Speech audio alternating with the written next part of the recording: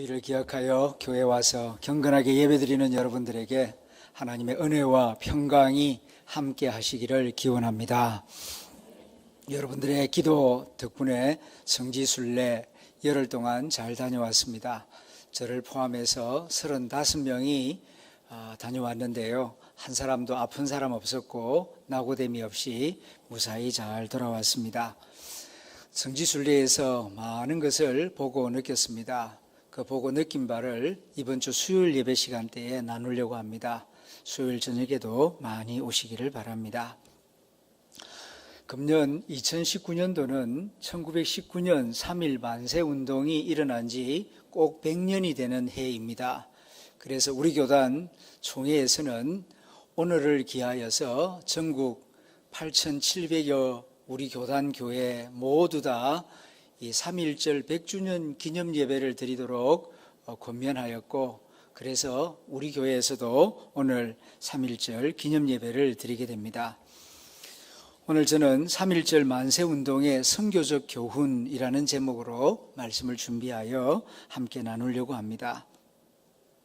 3.1 만세운동은 우리 민족의 자랑스러운 역사이자 한국 기독교의 자랑스러운 역사입니다. 그런데 많은 사람들이 이 3.1 만세운동이 민족적인 역사라는 것은 알지만 기독교의 자랑스러운 역사라는 사실에 대해서는 잘 모르는 분들이 있습니다. 그것은 교회 지도자들이 적극적으로 잘 가르치지 않았기 때문이라고 생각합니다. 3.1 만세운동은 세계 언론과 지성인과 역사가들의 주목을 받은 아주 의미 있는 사건이었습니다. 왜냐하면 식민 지배를 받던 약소국가 코리아가 비폭력적인 방법으로, 평화적인 방법으로 자신의 생각과 주장을 당당하게 표현한 세계적인 사건이었기 때문입니다. 19세기에 서구 열강에 의하여 식민 지배를 받던 여러 약소국가들이 있었습니다. 그때만 하더라도 힘의 논리가 지배를 해서 강한 자는 침략하고 빼앗고 다스리는 것이 정당화되었고, 약소국가들은 거기에 엎드려서 숨을 죽이거나 굴복하거나 한글을 하더라도 그냥 때리고 부수고 뒤엎어버리는 그런 한거만이 주장되던 시대였습니다. 그런데 코리아 조선은 그렇게 일본 식민 지배를 당하면서 굴종하고 복종하고 운명으로 여기는 것이 아니라 이것은 잘못된 것이다 라고 당당하게 목소리를 내었다는 것입니다. 그것도 한두 명이 아니라 민족 전체가, 그리고 왕이나 귀족들이 아니라 일반 평민들이 일본의 식민 지배는 잘못된 것이다, 이건 옳지 않은 것이다, 그렇다고 일본에게 복수한다는 것이 아니라 일본은 일본대로 잘 살고 우리는 우리대로 잘 살고 모두 다 함께 잘 사는 그런 상생의 정신을 가지고 민족 자주 독립을 외쳤다는 것이고, 민족 자주 독립을 외치되 폭력적인 방법이 아니라 비폭력적인 방법으로 자신의 주장과 생각을 떳떳하게 말하였다는 것입니다. 당시 3.1 만세운동을 일으켰을 때에 우리 국민들 가운데 어느 누구도 손에 돌멩이를 쥐고 일본 경찰에게 돌 던진 사람 없었습니다. 낫을 들고 목을 베겠다는 사람도 없었고 죽창을 들고 찔러 죽이겠다는 동학혁명군 같은 사람도 없었습니다. 맨손으로 손에는 태극기만 들고 대한독립을 외치면서 일본 군인들과 경찰들과 헌병들과 맞섰습니다. 인류 역사 가운데 이렇게 자신의 생각과 주장을 비폭력적인 방법으로 한두 사람이 아니라 민족적으로 주장한 사건이 1919년 3.1 만세운동이 최초입니다. 인류 역사가 5천 년인지 5만 년인지 50만 년인지는 잘 모릅니다. 그러나 19세기까지 인류 역사는 약육강식의 원리에 따라서 끊임없이 폭력이 지배하는 역사였습니다. 개인적으로도 그랬고 민족적으로도 그랬습니다. 강한 나라, 힘이 있는 나라는 힘이 없는 나라를 침범에 들어가서 수탈하고 빼앗아가고 죽이고 불지르고, 말 잘 들으면은 살려주고 말 안 들으면은 비참하게 만들어버리는 그런 피비린내 나는 역사가 인류 역사였습니다. 그런데 1919년 3.1 만세 운동은 그렇게 억압을 당하고 억울한 일을 당하는 약소국가의 민족이 찍소리 못하고 굴종하고 복종하는 그런 모습이 아니라 모두 다 분연히 일어나서 이건 잘못된 것이다. 그리고 이런 길로 나아가야 된다. 평화의 길, 상생의 길, 정의로운 길로 나아가야 된다라고 온 백성이 비폭력적인 방법으로 자신의 주장을 따뜻하게 주장하는 그 모습은 세계 언론과 지성인과 역사가들의 주목을 받기에 충분히 가치 있는 아름다운 운동이었습니다. 어떻게 이러한 3.1 만세 운동이 가능하게 되었는가? 기독교만의 작품이라고 말하기는 어렵습니다. 그러나 기독교가 중심적인 역할을 했던 것은 사실입니다. 그 주요 근거로서 두 가지를 말할 수 있겠습니다. 첫째는 윌슨 대통령이 발표했던 민족 자결주의 원칙입니다. 두 번째는 3.1 만세 운동의 주동 세력이 기독교인들이었다는 사실입니다. 자, 이 점에 대하여 좀 더 자세히 말씀을 드립니다. 윌슨 대통령이 1918년 발표했던 민족 자결주의 원칙, 좀 더 정확하게 말씀드리면은 미국의 28대 대통령 우드로 윌슨이 3.1 만세 운동이 있기 1년 전 1918년도에 프랑스 파리에서 여러 열강들 지도자들이 모인 자리에서 민족 자결주의 원칙 14가지를 발표했습니다. 이 민족 자결주의 원칙이 발표되지 아니하였더라면 3.1 만세 운동은 일어나지 아니하였을 것입니다.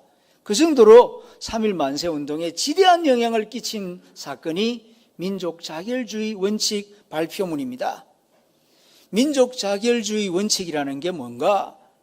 문자 그대로 각 민족은 자기 민족의 문제를 자기 민족 스스로 선택하고 결정해야 한다는 주장입니다.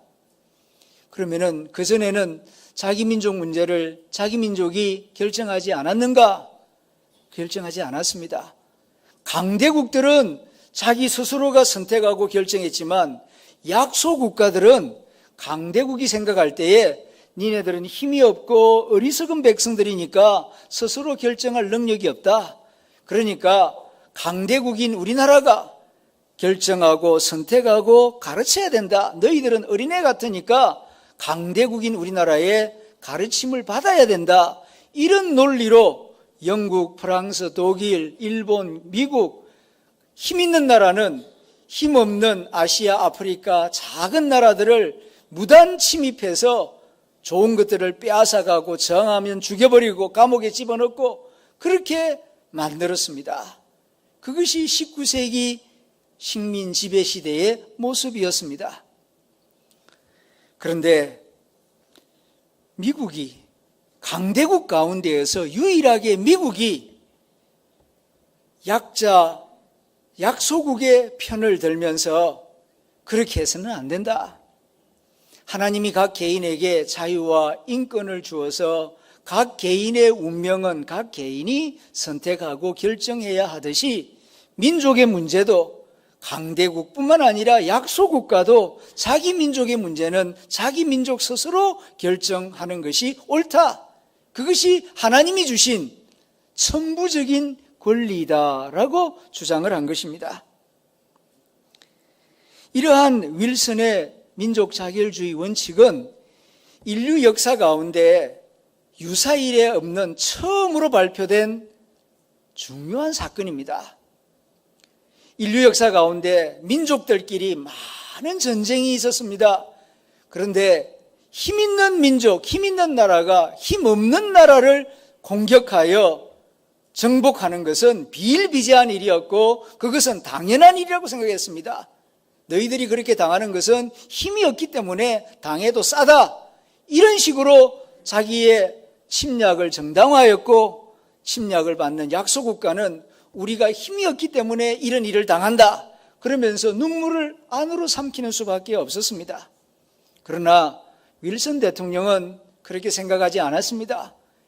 약한 사람도 하나님이 주신 권리가 있고 약한 민족도 하나님이 주신 권리가 있다. 성경에 보면은 하나님이 각 민족마다 경계선을 정하여 주셨다. 그 경계선을 침입해서는 안 된다. 이렇게 개인의 권리와 똑같이 민족의 자주 권리가 있음을 온 세상에 전하였던 것입니다. 윌슨이 이러한 생각을 하고 이러한 선언을 할 수 있었던 배경에는 기독교적 가르침이 있었기 때문입니다. 윌슨 대통령의 외할아버지가 장로교회 목사입니다. 그의 아버지가 장로교회 목사입니다. 윌슨은 목사의 아들이었습니다. 그러므로 유년 시절부터 가정예배를 드렸고 청교도 신앙을 따라서 양육을 받은 소년이었습니다.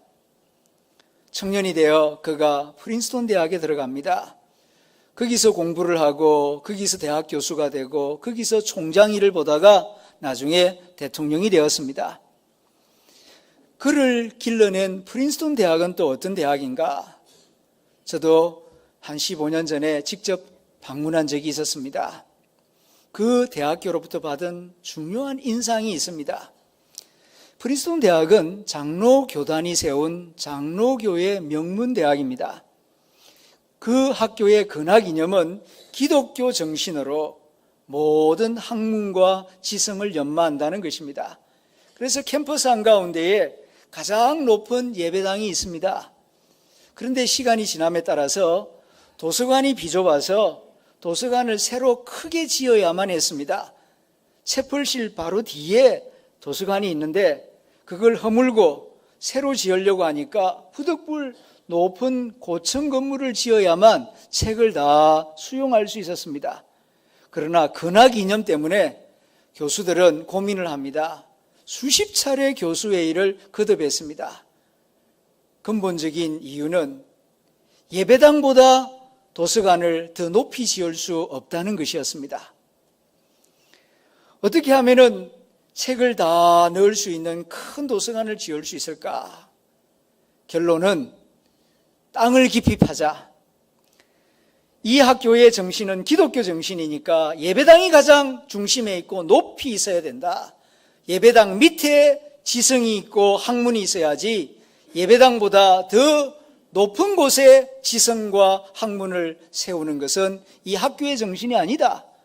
그래서 당시로서는 건축비가 어마어마하게 들어가는데 땅을 더 깊이 파고 지하로 파서 도서관을 크게 짓고 거기에 책을 수용하였습니다. 지금도 그 모습 그대로 남아 있습니다. 이런 대학교가 바로 프린스턴 대학교입니다.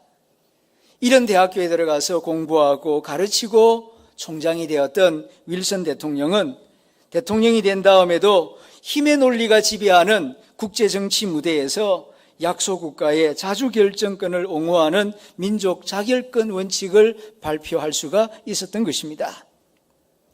윌슨 대통령이 프랑스 파리에서 민족 자결주의 원칙을 발표했다 하는 국제뉴스가 1918년 12월 15일자 신문에 게재되었습니다.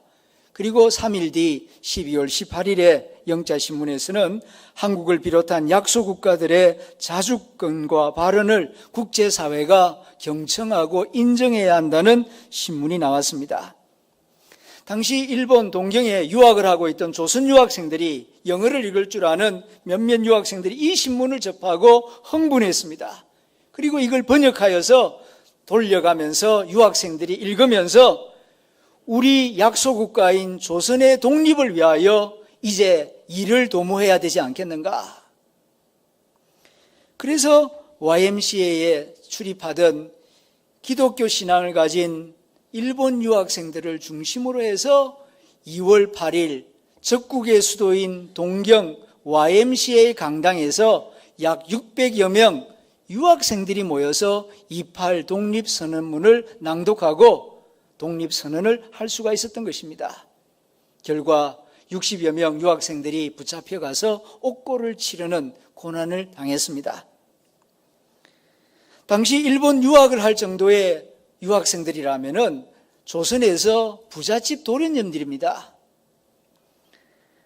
마치 왕궁에서 생활하던 왕비 에스더처럼 민족적으로는 어려운 시대였지만 유학생 개인적으로는 운이 좋은 청년들이었기 때문에 내 몰라라 하면은 옥고를 치를 필요가 없습니다. 출세길이 보장되는 그런 청년들입니다.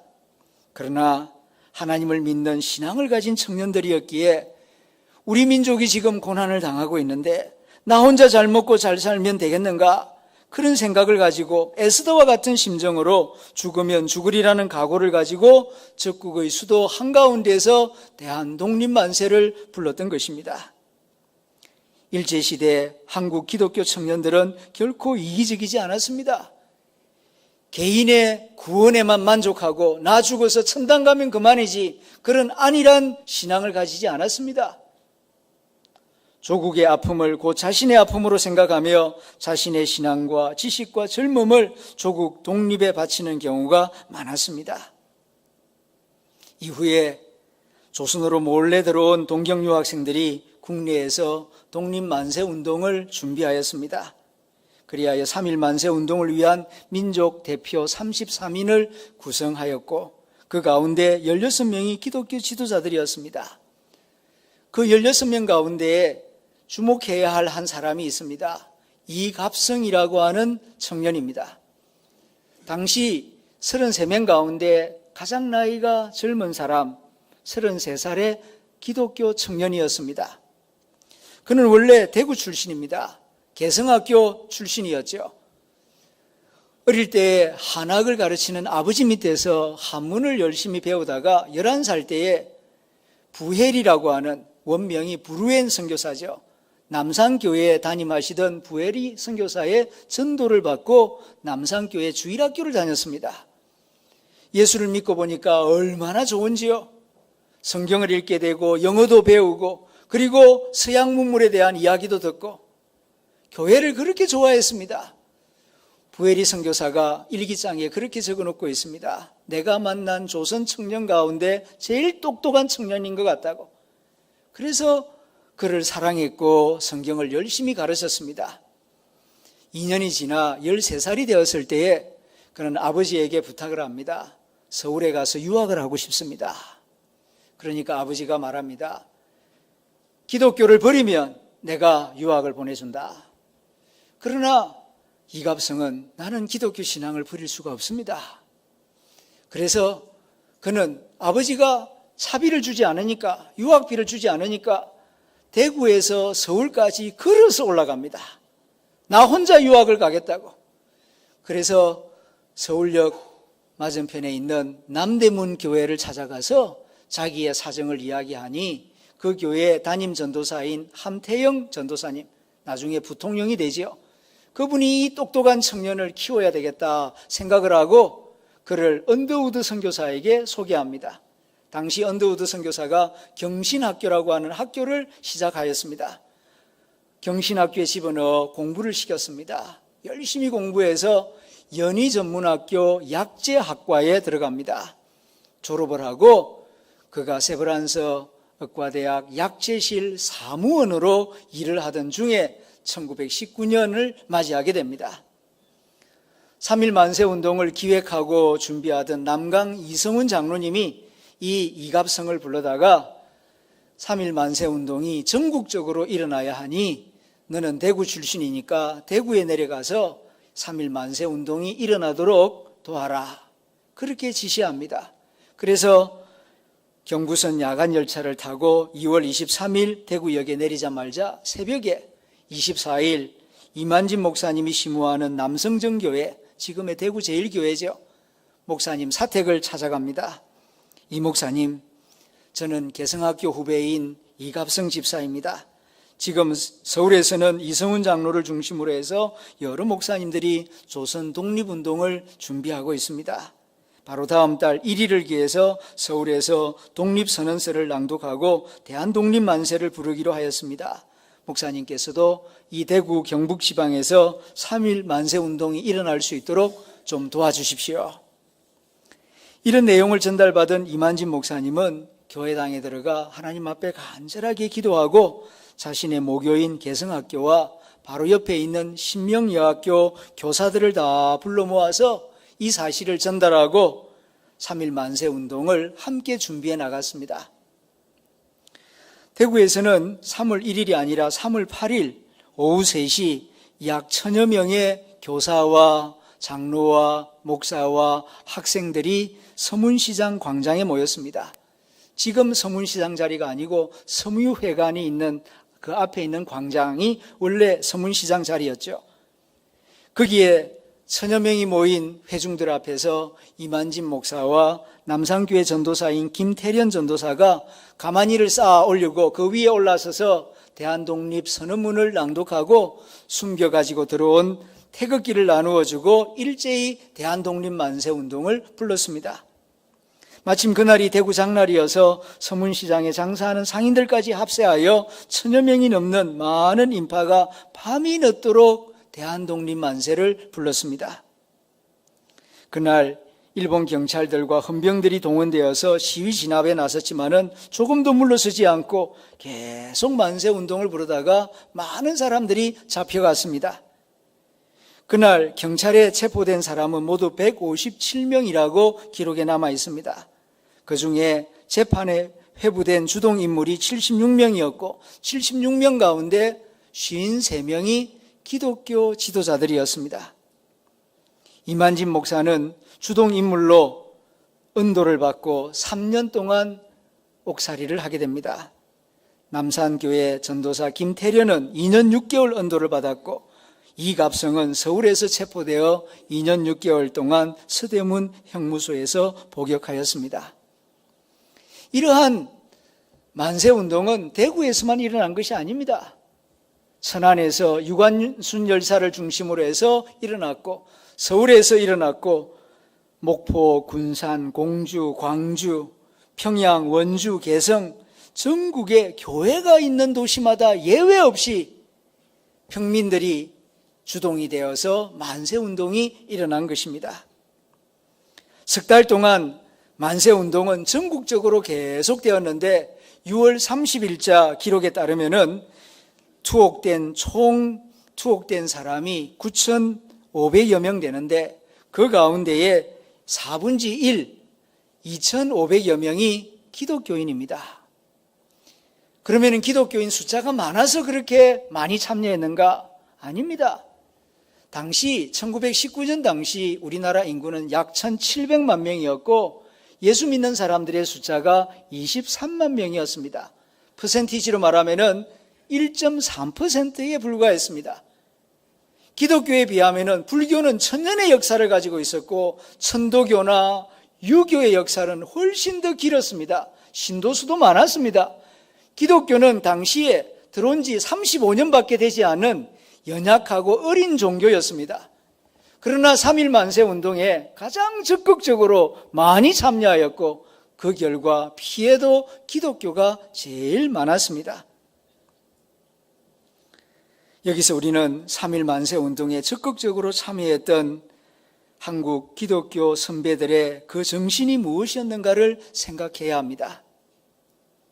네 가지로 정리해 본다면 첫째로는 민족 사랑의 정신, 두 번째는 불의에 항거하는 정신, 세 번째는 연합의 정신, 네 번째는 비폭력의 정신이었다고 요약할 수 있습니다. 첫째는 민족 사랑의 정신입니다. 예수 믿는 사람은 자기 민족을 사랑해야 한다. 그것이 기독교인의 의무다. 이것이 우리 선조들의 생각이었습니다. 사도 바울도 로마서 9장에서 말합니다. 예수 믿는 사람 가운데 예수 제일 잘 믿는 사람을 말한다면 사도 바울만큼 예수 잘 믿는 사람이 있겠습니까? 그런데 그가 말합니다. 내 마음속에 끊이지 않는 고통이 있고 양심의 가책이 있다고. 그게 무엇인가 하니 내 민족 이스라엘이 아직도 구원을 받지 못하고 있는 것이라고. 나 혼자 예수 잘 믿고 나 혼자 천당 가는 것 그거 원치 않는다고. 내 민족이 다 구원을 받기까지 나는 기도를 쉬지 않겠다고 고백하고, 그리고 내 민족이 구원을 받을 수 있다면 내가 그리스도에게서 끊어지는 한이 있더라도 그걸 감수하겠다고 오늘 성경에서 말씀하고 있습니다. 그것이 바른 신앙입니다. 신앙에는 국경이 없지만 신앙인에게는 민족이 있습니다. 남강 이승훈 장로님이 3.1 만세 운동을 기획하고, 그 당시에는 기독교인들이 주로 평안도에 많이 살았습니다. 그래서 평양을 찾아가서 길선주 목사님과 여러 기독교 지도 목사님들을 만나서 3.1 만세 운동에 동참해달라고 부탁을 합니다. 그때의 많은 목사님들이 우리는 종교인이기 때문에 정치 문제에 개입 안 하고 싶습니다. 그럴 때에 남강 이승훈 장로님이 벌떡 일어서면서 호통을 칩니다. 민족과 동포는 다 고난을 당하고 지옥으로 떨어지고 있는데 당신만 천당 올라가서 지옥에서 고통당하는 민족을 보면서 마음에 괴로움이나 느끼시오. 저주 아닌 저주를 퍼부어대었습니다. 거기에 놀래가지고 길선주 목사님과 여러 목사님들이 마음을 돌이켜서 3.1 만세 운동에 적극 참여하겠다고 약속한 일이 있었습니다. 대통령이 되기 위해서, 국회의원이 되기 위해서 정치활동하는 그런 것은 삼가해야 되겠지만은 민족이 어려움을 당할 때에 내몰라라 하고 그냥 나 혼자 예수 잘 믿다가 천국 가면 그만이다, 그런 생각은 바른 생각이 아닙니다. 주님이 말씀하셨습니다. 하나님을 사랑하라, 이웃을 사랑하라. 이 두 가지가 율법과 선지자의 강령이다. 그런데 이웃 사랑이 무엇입니까? 민족을 사랑하지 않는 사람이 어떻게 이웃을 사랑한다고 말할 수 있겠습니까? 요즘 우리 기독교인들은 너무 개인주의적이고 집단 이기주의적이다 하는 비난의 말을 듣고 있습니다. 이건 불행한 일입니다. 원래 한국 기독교는 그렇지 않았습니다. 그런데 언제부터인가 그냥 나의 안일과 나의 평안과 나의 가족 구원, 기껏해야 이 정도에 머물고 마는 그런 한국 기독교의 모습을 볼 때가 많습니다. 우리 교인들 가운데도 그런 모습을 보이는 것 같아서 안타깝습니다. 내 개인적으로 은혜가 되는 좋은 말씀, 평안을 주시는 말씀, 위로를 주시는 말씀, 그런 메시지가 있으면 많이 모입니다. 그러나 연합사업이나 공익을 위하여, 나라와 민족을 위하여 함께하는 그런 집회가 있다 그러면은 텅텅 빕니다. 안 나와요. 이제 좀 생각을 바꿔야 하겠습니다. 이번 4월 달에도 대구 스타디움에서 부활절 연합 예배가 있을 것입니다. 1년에 딱 한 번 모이는 대구 시내 1600개 교회가 함께 모여서 예수님 부활하신 이 기쁜 소식을 250만 우리 대구 시민들에게 알리기 위한 부활절 연합 예배입니다. 평소 때에는 교파가 나누어지고 교회가 나누어서 따로 예배를 드려도 같은 예수님, 부활의 예수님을 믿는 이 기쁨을 함께 모여서 축하하고 이 기쁜 소식을 온 세상에 알리기 위하여서 연합 예배를 드리는데 참여하는 비율이 얼마 되지를 않아요. 이제는 좀 생각을 바꿔야 하겠습니다. 우리가 연합하는 마음, 민족을 사랑하는 마음, 그리고 내 개인 구원에만 만족할 것이 아니라 이 민족의 구원을 위하여서 함께 기도하고 노력하는 그런 신앙생활을 할 때에 민족의 소망이 되는 아름다운 교회가 될 줄로 믿습니다. 두 번째로는 불의에 용감하게 항거하는 정신입니다. 당시 우리나라 사람들은 일제 침략이 잘못되었다는 거 다 알고 있었습니다. 그러나 뒤에서 궁시렁 거릴 줄만 알지 조직적으로 연대해서 이 불의에 목소리를 내고 항거할 줄 아는 그런 이론과 사상과 조직력을 갖지를 못했습니다. 그도 그럴 것이 유교 사상에 젖어 있으면은 그 꼭지점에 맨 높은 곳에 임금이 있습니다. 임금의 명령을 거절할 수 있는 국민과 백성은 없습니다. 세계관이 그러하기 때문입니다. 오직 예수를 믿고 성경을 읽을 때만이 잘못된 정권에 대하여, 잘못된 힘에 대하여서 정당하게 비판할 수 있는 세계관과 사상이 나오는 것입니다. 하나님을 아는 것과 하나님을 모르는 것은 천지 차이입니다. 하나님을 알게 되면은 임금이라 할지라도 당신도 하나의 인간이고 잘못되면은 하나님의 심판을 받을 수 있다 하는 이런 생각을 자연스럽게 가지게 됩니다. 그래서 서양에서 대통령이나 정치인들이 가끔 신문에 나오는 걸 보게 되면은 우리 모습하고는 상당히 다르지 않습니까? 권위적이지 않습니다. 맡겨진 역할에 따라서, 책임에 따라서 다 할 뿐이지 공직자라고 해서 군림하거나 내가 다른 사람하고 피가 다르고 뼈가 다르다 그런 생각 가지지 않습니다. 그러나 하나님을 모르면은 마치 왕족, 귀족, 마치 뼈가 다르고 피가 다른 것처럼 특별한 혈통이 따로 있는 것처럼 착각에 빠지게 만들죠. 기독교를 받아들이니까 생각이 달라집니다. 일본이 강한 힘을 가지고 수탈을 해도 아무 소리 내지 못하던 조선의 백성들이 한글로 된 성경을 읽으면서 하나님을 알게 되면서 강한 힘을 가지고 잘못된 일을 행하는 일본에 대하여서 정당하게 비판할 수 있는 힘이 생기게 된 것입니다. 출애굽기를 읽고 창세기를 읽고 예수님의 가르침을 읽으면서 새벽 기도회를 하면서 그리스도인들은 잘못된 것에 대하여 분명한 인식을 가지게 되었고 비판할 수 있는 능력과 목소리를 낼 수가 있었던 것입니다. 그래서 전국적으로 교회가 있는 도시를 중심으로 해서 만세운동이 일어난 일이 우연이 아닌 것입니다. 기독교인은 세상 어디서나 세상의 빛이요 소금입니다. 국제인권단체, 사회정의단체는 거의 대부분 기독교 가르침을 따라서 만들어진 것입니다. 한국 교회가 많이 어렵다고 하지만은 한국 사회에서 교회만큼 전국적인 조직망과 강력한 정신적인 조직을 가진 민간단체는 교회 외에는 없습니다. 교회가 하나 되어 3.1 운동의 정신을 이어받아 사회개혁 운동을 바르게 해나간다면 이 한국 사회를 정말로 정의로운 사회, 평등한 사회, 함께 잘 사는 선진사회로 만들어 나갈 수가 있을 것입니다. 세 번째로는 연합의 정신입니다. 민족을 섬기고 조국을 섬기는 선한 일에는 연합해야 한다는 사실을 우리 선배 기독교인들은 몸으로 잘 보여주었습니다. 3.1 만세 운동을 기획하고 주도한 대부분의 사람들은 기독교인들이었습니다. 하지만 그들은 기독교인들끼리만 모이는 것이 아니라 불교, 천도교, 유림, 모든 종파를 초월해서 민족의 유익을 위해서라면은 마음을 열고 팔을 벌려서 함께 연대했습니다. 33인이 함께 모였을 때 누구를 33인 대표로 세울 것인가? 33인 가운데 절반이 기독교인이니까 기독교 신자를 대표로 내세워야 되지 않겠는가 하는 게 일반적인 분위기였습니다. 그러나 남강 이성훈 장로님은 그 민족 대표 손병희 세우라오. 그래서 손병희 선생님을 세웁니다. 그러니까 다른 기독교 신자가 천도교는 한 사람밖에 없는데 어떻게 천도교 신자를 세웁니까? 그럴 때 남강훈 장로님이 그렇게 말합니다. 그 대표라는 자리가 뭔 자리인지 아누?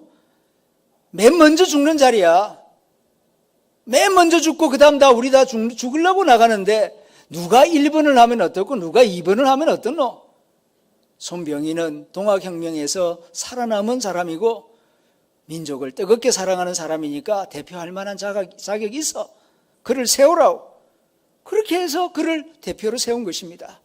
그리고 한용운 불교 스님이 목소리가 제일 좋고 낭송을 잘하니까 독립선언문을 한용운 스님이 낭독하도록 하고 그렇게 해서 모두 연합하여서 민족의 유익을 위하여서 함께 연대하였습니다. 이 얼마나 아름다운 모습입니까? 3.1 만세운동에 참여하였던 기독교 지도자들은 넓은 마음을 가졌어요. 그런데 요즘 우리 기독교의 모습은 어떻습니까? 타 종교와 연합은 고사하고 같은 예수를 믿으면서도 안에서 고신, 통합, 합동, 무슨 교파가 그렇게 많습니까? 99가지가 같아도 한 가지만 다르면 서로 연합 못하겠다고 서로 비난하고 갈라서는 현실입니다. 3.1 만세운동 속에 담겨있는 이 연합의 정신, 큰 마음, 대의를 위해서, 하나님의 나라와 의를 위해서라면 좀 자기를 낮추고 연합할 수 있는 이런 아름다운 정신을 계승해 나가야 할 것입니다. 마지막은 비폭력 정신입니다. 이런 거사를 이루어 나갈 때에 폭력을 쓰는 것이 아니라 평화적인 방법으로 그렇게 엄청난 일을 꾸미고 준비하면서도 어느 누구 돌멩이 던지지 않았습니다. 죽창 던지지 않았고 낫을 들지 않았습니다. 손에 태극기를 들고 대한독립만세 비폭력적인 방법으로 우리의 생각과 주장을 당당하게 선포하였습니다. 이로 인하여서 많이 맞기도 하고 잡혀가기도 하고 옥살이도 하고 죽임을 당하기도 하였지요. 그래도 악을 악으로 이를 이로 갚으려고 하지 아니하였습니다. 그 모습이 얼마나 외국인 기자들에게 인상적이었는지 모릅니다. 인류 역사는 피해 보복의 역사였습니다. 끊임없이 피해 복수로 인하여서 죽이고 죽이면서 피가 강같이 흐르는 역사가 인류 역사 아니었습니까? 그러나 3.1 만세운동, 약소국가가 그런 억울한 일을 당하고 수탈을 당하면서도 피해 보복을 하지 아니하고 평화로운 방법으로 죽으면 죽으리라, 때리면 맞으리라, 그러면서도 정당하게 자기의 주장을 주장하는 그 모습, 인류 역사에 길이 남을 아름다운 모습입니다. 칼은 칼을 쓰는 자도 망하게 하고 악은 악으로 이길 수가 없는 것이다 하는 기독교의 가르침을 따라서 그들은 평화로운 비폭력의 방법으로 그와 같이 3.1 만세운동을 불렀던 것입니다. 3.1 만세운동은 민족적으로도 자랑스러운 역사일 뿐만 아니라 교회적으로도 자랑스러운 역사입니다. 특별히 선교적으로, 세계 선교사적으로도 아주 중요한 교훈을 담고 있는 역사적 사건입니다. 왜 그러냐? 3.1 만세운동을 통하여서 한국 교회는 기독교가 어떤 종교인지를 조선의 백성들에게 분명하게 알리는 기회가 되었기 때문입니다. 1919년 당시, 그러니까 기독교가 들어온 지 35년이 되었을 때 예수 믿는 사람이 채 1%밖에 되지 아니했습니다. 대다수 조선의 백성들은 기독교를 잘 몰랐고 기독교 하면은 서양 종교, 파란 눈을 가진 서양 사람들의 하나님, 그렇게 생각했지 예수가 우리의 구세주라고 생각하는 사람은 거의 없었습니다. 그런데 얼마 되지 않는 조선의 기독교인들이 민족의 독립운동을 위하여, 그것도 무장투쟁이 아니라 동학혁명과 같이 죽창 들고 싸우는 게 아니라 맨손으로 평화적인 방법으로 정정당당하게 용감하게 대한독립만세운동을 외치는 그 모습을 보면서 기독교가 저런 종교였나? 기독교는 서양의 종교가 아니라 우리를 위한 종교로구나. 하나님은 우리의 하나님이로구나. 이 생각을 하게 된 것입니다. 이로 인하여 3.1 만세운동 이전의 한국 선교와 3.1 만세 이후의 한국 선교가 아주 달라지게 됩니다. 아시아에서 많은 선교사들이 활동했습니다. 우리나라보다 인도, 중국, 인도네시아, 태국 이런 나라에 들어간 선교사 숫자가 많았고 들어간 지가 훨씬 더 오래되었습니다. 그런데 유독 한국에서 기독교가 크게 부흥 발전한 이유가 바로 여기에 있어요. 인도 사람들은 영국의 식민 지배를 300년 동안 받았습니다. 그런데도 기독교를 안 받아들입니다. 왜냐하면은 기독교는 영국 사람들의 종교지 인도 사람들의 종교라고 생각 안 해요. 왜냐하면은 인도 사람 가운데에서 예수 잘 믿고 인도의 독립운동을 위하여 헌신한 인도 기독교인이 없습니다. 중국도 마찬가지입니다. 우리나라보다도 200년 먼저 기독교가 들어갔지만은 중국 기독교인 가운데에서 중국 독립을 위하여서 적극적으로 헌신한 그런 중국 기독교인이 없어요. 그러다 보니까 중국 사람들은 여전히 지금까지도 기독교 하면은 서양 종교라고 생각하지 우리 중국 인민을 위한 종교라고 생각하는 사람이 그리 많지 않습니다. 그러나 한국에서는 3.1 만세 운동에 참여한 대다수가 조선의 기독교인들이었고, 그렇게 조선 민족을 위하여 헌신하는 기독교인들의 모습을 보면서 기독교는 우리의 종교다. 저들의 하나님이 우리의 하나님이다. 이렇게 생각을 하게 되었고, 애국가 가운데에도 하나님이 보호하사, 이 말이 들어갈 수가 있었던 것입니다.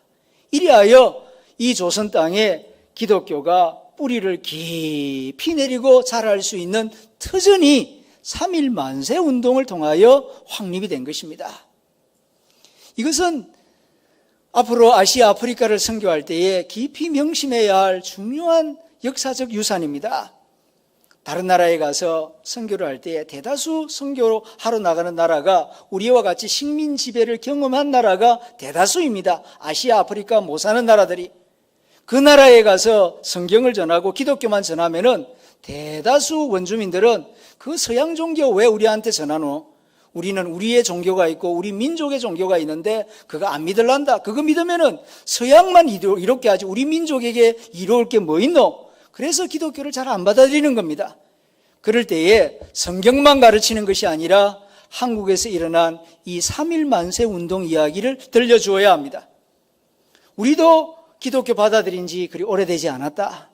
그러나 예수를 믿고 보니까 민족을 사랑하는 것이 옳은 일인 줄 알고, 우리 한국의 기독교인들은 예수 믿고 서양 편을 든 것이 아니라 내 나라, 내 민족, 내 이웃을 사랑하기 때문에 독립만세운동을 불렀고 감옥에 들어갔고, 그렇게 민족을 위하여 많은 고난을 당할 때에 우리 민족도 기독교를 인정하고 받아들이고, 그래서 한국의 교회가 많이 성장할 수 있게 되었다. 그러니 너희들도 예수 잘 믿고 너희 민족을 위하여서 충성, 헌신, 봉사하는 지도자가 되어라. 그리하면은 기독교가 너희 땅에서도 뿌리를 깊이 내리고 성장하는 역사가 일어나게 될 것이다. 이렇게 가르치는 것, 이게 선교적으로 얼마나 중요한지 모릅니다. 그러면은 아시아, 아프리카에 있는 피식민 지배 경험을 했던 많은 민족들도 우리에게 귀를 기울일 것이고, 성경뿐만 아니라 3.1 만세 운동의 역사적 교훈을 들으면서 우리들도 한국 사람들처럼 예수 잘 믿고 우리 민족을 위하여 충성, 헌신, 봉사하는 그런 그리스도인이 되어야 하겠다 하는 그런 정신을 가지게 될 것입니다. 3.1 만세 운동은 단순한 과거 사건이 아닙니다. 우리가 자랑스럽게 생각하고 전 세계에 널리 알려야 할 아름다운 정신입니다. 하나님께 영광이 되는 놀라운 역사적인 사건이었고, 그리고 이것을 계속하여 비폭력 정신, 자주 독립의 정신, 그리고 사회동포주의, 이런 아름다운 정신이 다 성경에서 나온 것인데, 이러한 3.1 만세 운동을 온 세상에 전하면서 하나님께는 영광이요 약소민족 국가들에게는 희망과 용기를 주는 그런 선교적인 사명을 잘 감당해야 할 것입니다. 그러므로 저와 여러분은 사는 날 동안 해마다 3.1절이 되면은 3.1 만세 운동 가운데 적극적으로 참여한 선배 기독교인들의 아름다운 정신을 생각하며 개인주의적이고 기복적인 그런 신앙에서 벗어나 이 사회와 이 나라와 이 민족을 위하여 기도하는 큰 마음을 키워나가야 할 줄로 믿습니다. 기도하겠습니다.